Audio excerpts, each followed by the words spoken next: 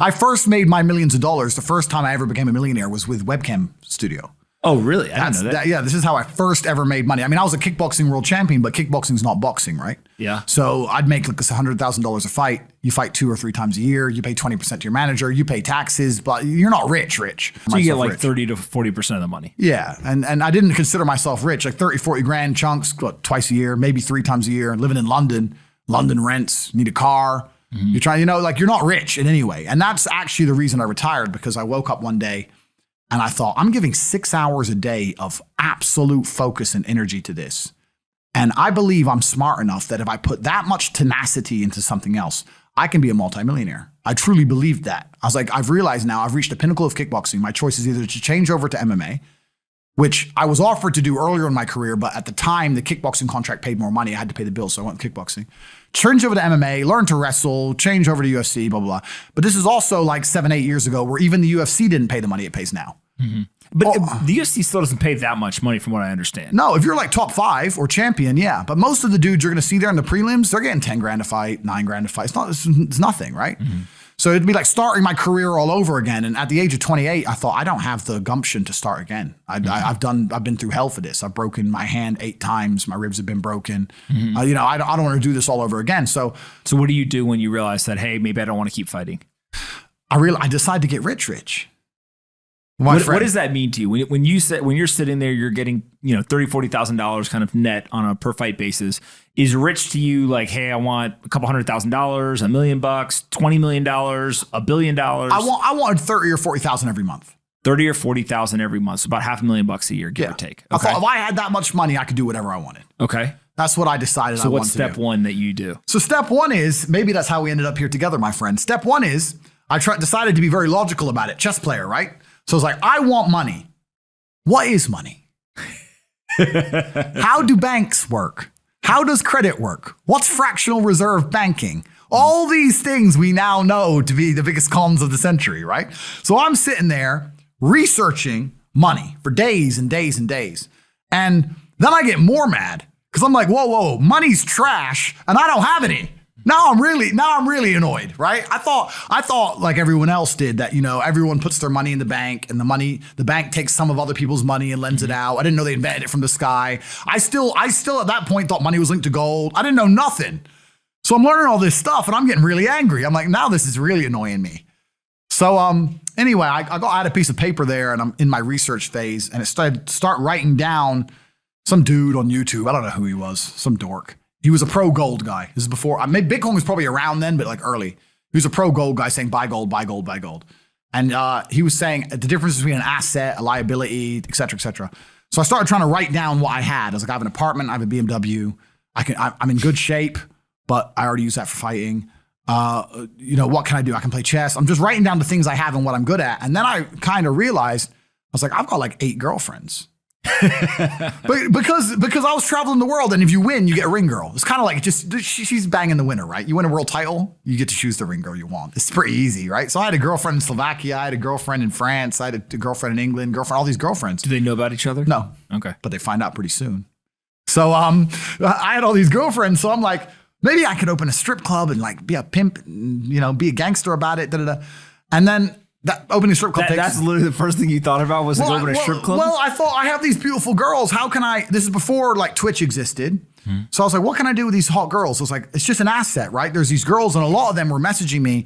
They thought I was this millionaire world champion. They all wanted to come London, live with me and thought I was a big boy millionaire and all this stuff. So it's like they do because of social media. Well, partially because of that. And also because they met me. I turn up, I fight, I win the world title, I leave. We're texting each other. They assume I'm this big boy, right?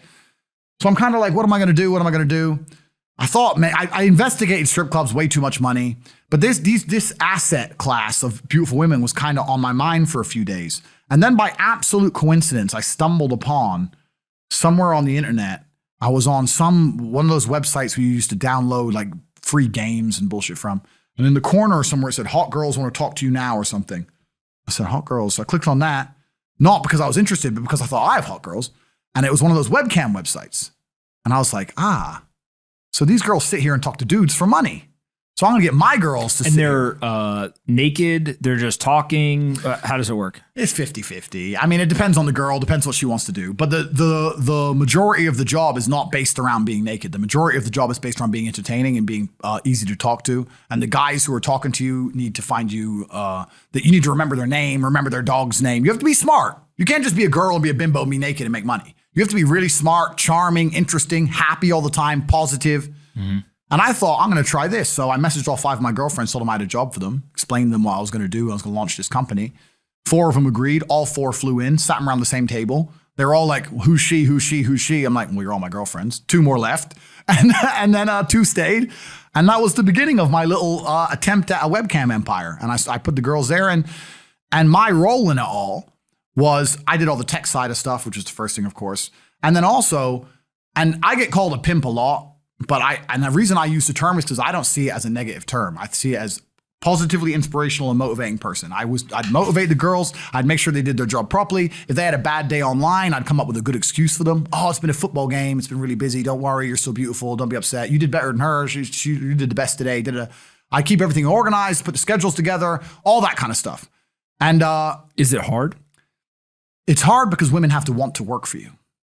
Okay. Women have to want to obey you. That's what's hard. And you don't do that. This is one of the biggest misconceptions. I really want to clear this up. People in the movies and stuff, pimps are like aggressive, mean men. Complete opposite. Pimps are more like James Bond. James Bond's a pimp. He sleeps with a girl to get information. He doesn't care about her. He is absolutely and utterly a pimp. He doesn't hit her. He makes her love him. She does what he wants. He uses sex as a weapon to reward her, and then he disappears. That James Bond is absolutely and utterly a pimp. So I say pimp because everyone calls me a pimp online, tries to go, haha, you're a pimp, they're going to get offended. It's like, no, beautiful women wanted to work for me, and they wanted to work for me because I displayed supreme competence. And they knew if they worked for me, they'd make a lot of money. So whenever I was out, I'd meet a waitress and say, well, you're working 10 hours a day for pennies. You can work 10 hours a day for me, make 10 grand a month, 20 grand a month. And over time, I just built up this big little empire of webcam girls. At one point, I had 4 locations, 75 girls working for me. And I was doing. And we say locations like, explain what goes into a location. I just rent houses. All right. So you rent a house, and in the house, you just literally, hey, go live here. There's like technology set up. Yeah. And then you can basically just sit in front of the computer and literally be on the other end of one of these webcams. Yeah. And guys are paying by the minute, by the hour, whatever, to talk to you. Yeah. It's their choice whether they are doing it fully clothed, just talking, getting naked, whatever, and then you're taking some cut of it. Yeah, basically. So I had girls who would live in the house, and that was pretty impressive. I just broke down the webcam business. Bang, you done it, man. You nailed it. No background information. Yeah, you nailed it. You nailed it. You nailed it. So the girls who lived in the house would have set amount of hours they want to do, and then we'd have rooms that they could book in and do X amount of hours. A girl could come and do 1 a week or whatever. We'd have rooms they could share. And then, very much exactly like you said. They'd go online, they'd do their hours, they'd have their regular customers, they'd get their money. And then I'd take around half of the money, around 50%. You take 50%. Around 50%. Okay. Is that high or low compared to the rest of the industry? I'll tell you why it's very low. It's low because every time a girl would quit and try and do it by herself, she'd make a fraction of the money overall because she hasn't got the instruction. She hasn't got the motivation. She's just lazy with it, right? And women have a very different mentality to money than men. If you show a woman how to make $1,000 in an hour, she'll think, I only have to work an hour a week. Whereas if you show a man how to make $1,000 an hour, he thinks, I can make $18,000 a day. That's the difference between us. So if I had a girl working for me making $20,000, she got 10, I got 10. If she quit, she'd make 3 for herself, if that.